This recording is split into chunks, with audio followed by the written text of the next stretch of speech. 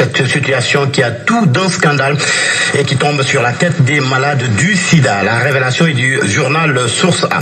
Le fournisseur indien qui envoie au Sénégal des antirétroviraux non conformes aux besoins des malades du sida et crée du coup la pénurie du produit. Mais heureusement, indique le journal, le fournisseur indien qui fabrique les antirétroviraux a procédé à un contrôle sur ses produits tenofovir et l'amividurne.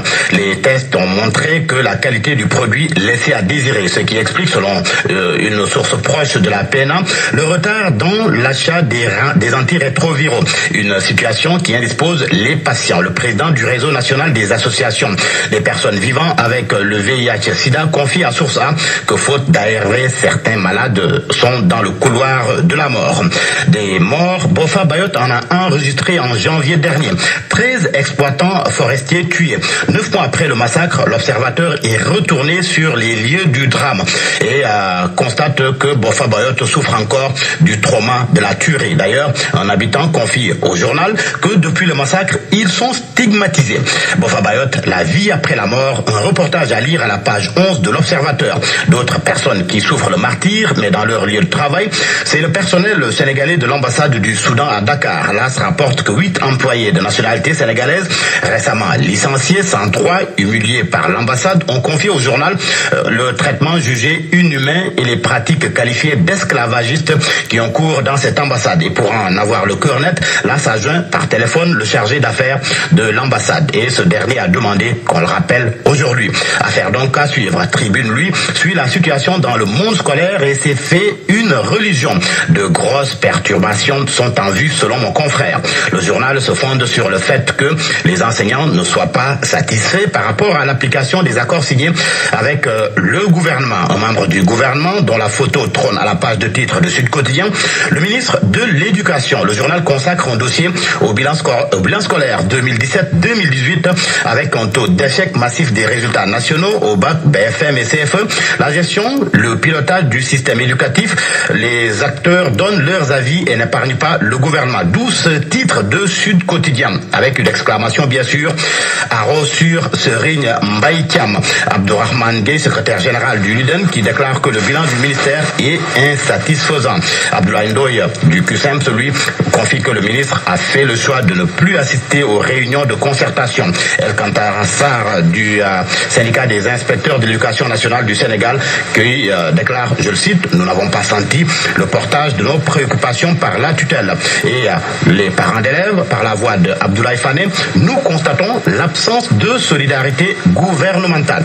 Et ces alertes de Alioune Tine dans le journal Le Quotidien.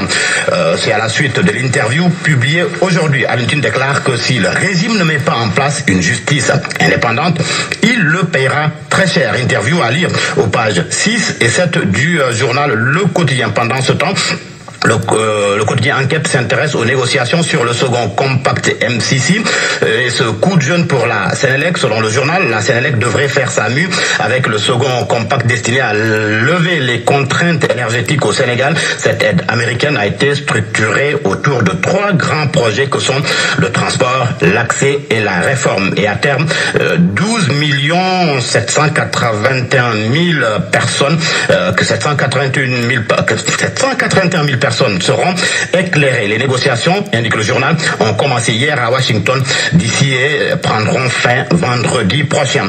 À lire un reportage dans le journal Vox Populi, les Sénégalais qui basculent dans le détail, les plus pauvres selon mon confrère, survivent en faisant le marché à détail, incapables d'acheter des pots de cornichons, d'olives par exemple, de chocolat également, de sauce barbecue, de mayonnaise, de moutarde, de beurre, de lait, entre autres. Beaucoup se rabattent sur les sachets reconditionnés et vendus entre 25 francs et 100 francs. Même le poulet est vendu au détail en pièces, 300 à 500 francs pour les ailes et les gésiers, 1000 francs pour les cuisses.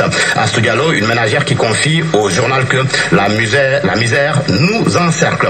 En sport, Coupe du Monde basket, le journal L'Observateur braque ses projecteurs sur les Lions qui sont à l'assaut de la muraille de Chine. Une victoire des Lions aujourd'hui les qualifierait Marseille en quart de finale. Et la vedette du jour ce matin dans les quotidiens sports, il s'agit d'un Croate, Luka Modric. Luka Modric qui détrône Cristiano Ronaldo selon le quotidien Record. Il est le meilleur joueur FIFA, the best cette année. Son troisième trophée individuel donc selon le quotidien Stade qui croit savoir que Luka Modric vire vers le Ballon d'Or.